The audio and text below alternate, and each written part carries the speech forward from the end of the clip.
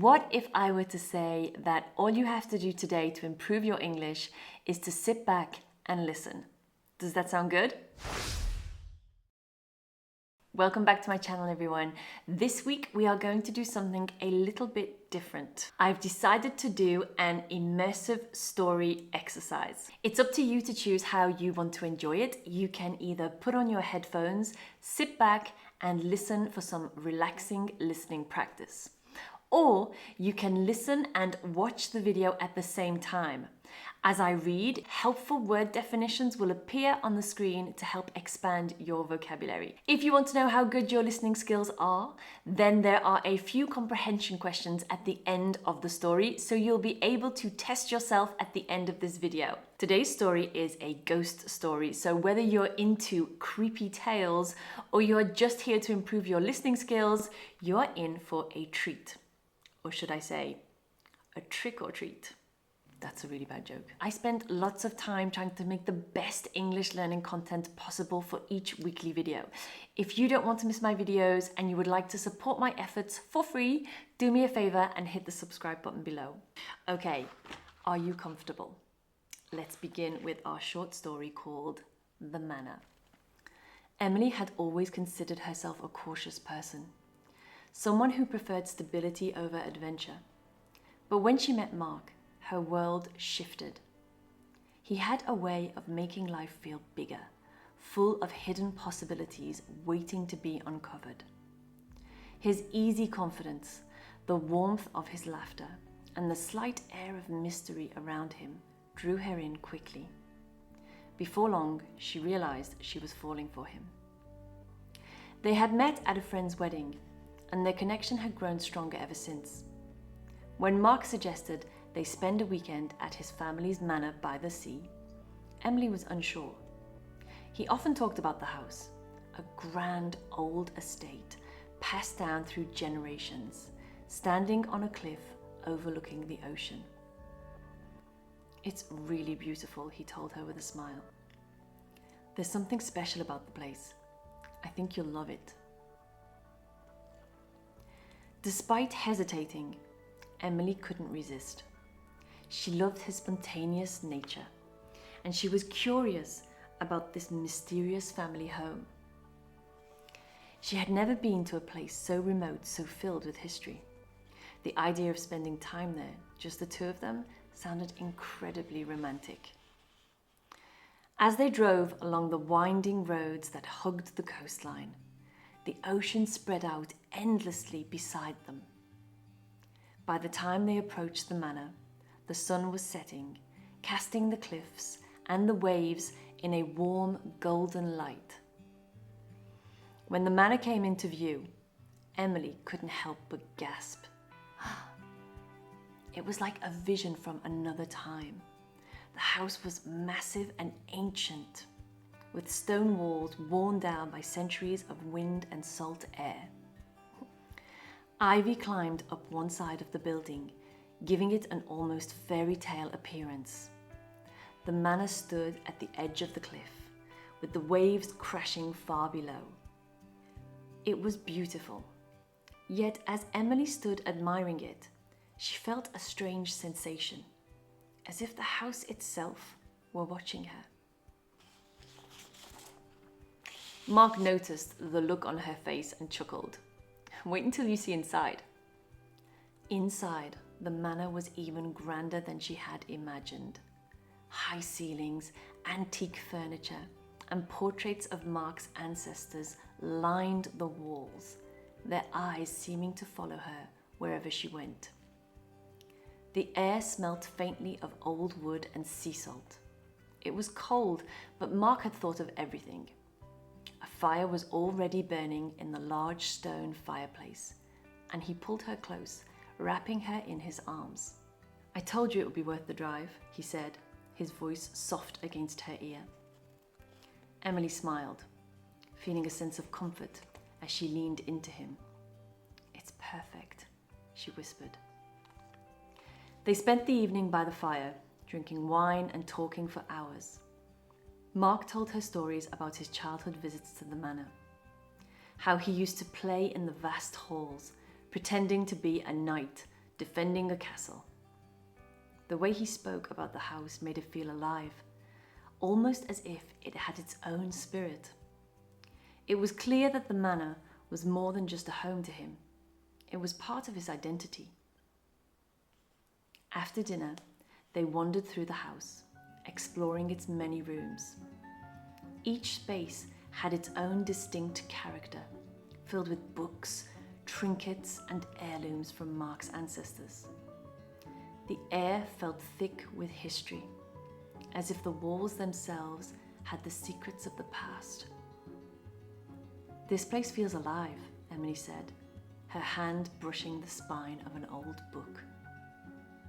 Mark gave her a small, knowing smile but said nothing. He led her up a grand staircase to the top floor, where there was a large bedroom. It was simple yet elegant, with a 4-poster bed and a single window that overlooked the ocean.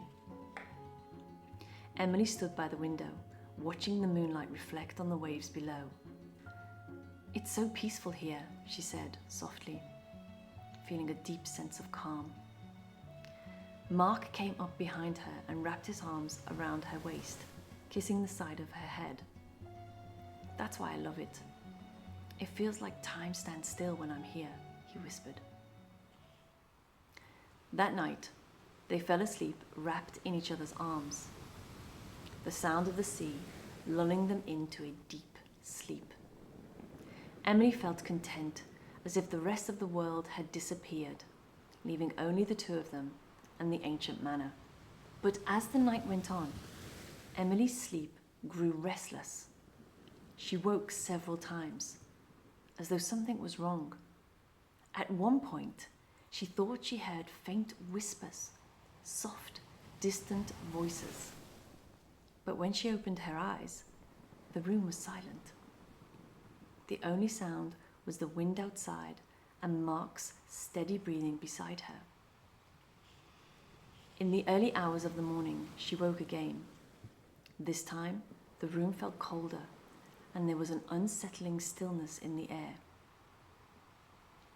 Emily sat up, her heart beating faster, though she couldn't explain why.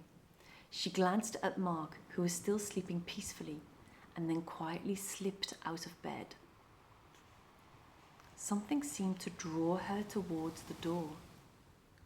As she descended the staircase, the house felt different, almost as if it were holding its breath. When she reached the ground floor, she noticed the front door was slightly open, swaying gently in the breeze. She frowned. She was sure that they had locked the door earlier. Just as she moved to close it, she froze. Outside, in the moonlit garden, stood a woman. She wore a flowing white dress, and her long red hair drifted in the wind.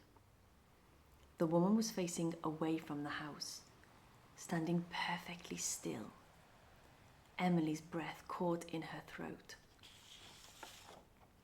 Who was she? The woman slowly turned, her face hidden in shadow. But as she stepped into the moonlight, Emily felt her skin prickle with fear. The woman's eyes were black, her face unnaturally pale, and her lips curled into a strange, unsettling smile. Emily slammed the door shut, her heart pounding in her chest. She ran up the stairs, her mind racing. She had to wake Mark. They needed to leave immediately. But when she reached the bedroom, she stopped in her tracks. Mark was already awake, sitting on the edge of the bed, watching her with an expression she didn't recognize. "Mark," she gasped, her voice shaking. "There's someone outside. We have to go." He didn't move. "Emily," he said softly, standing slowly. "She's not outside." Emily's heart raced. "What do you mean?"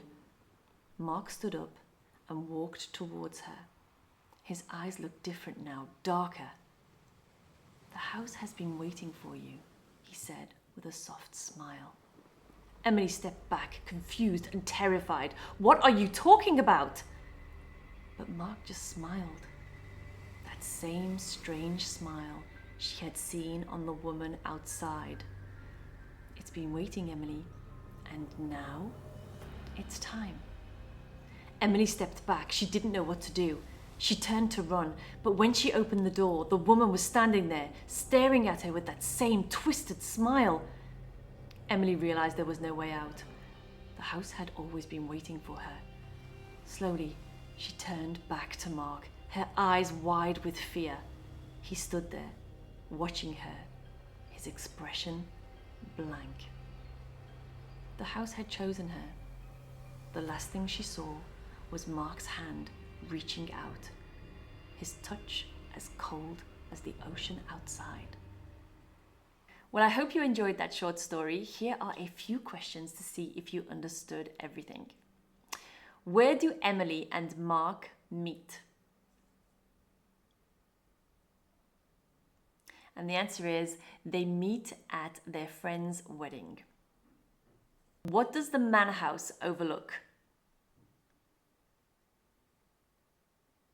The answer is, the manor house overlooks the ocean. What did Mark imagine he was when he visited the manor as a boy? The answer is, Mark thought he was a knight defending his castle. And final question, when Emily runs upstairs, where is Mark waiting for her?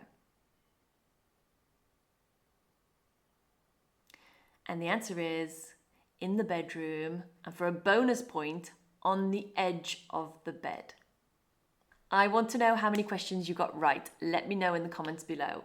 And more importantly, let me know if this was an enjoyable way to improve your listening skills. If you are in the mood for some more English today, then join me in the next video.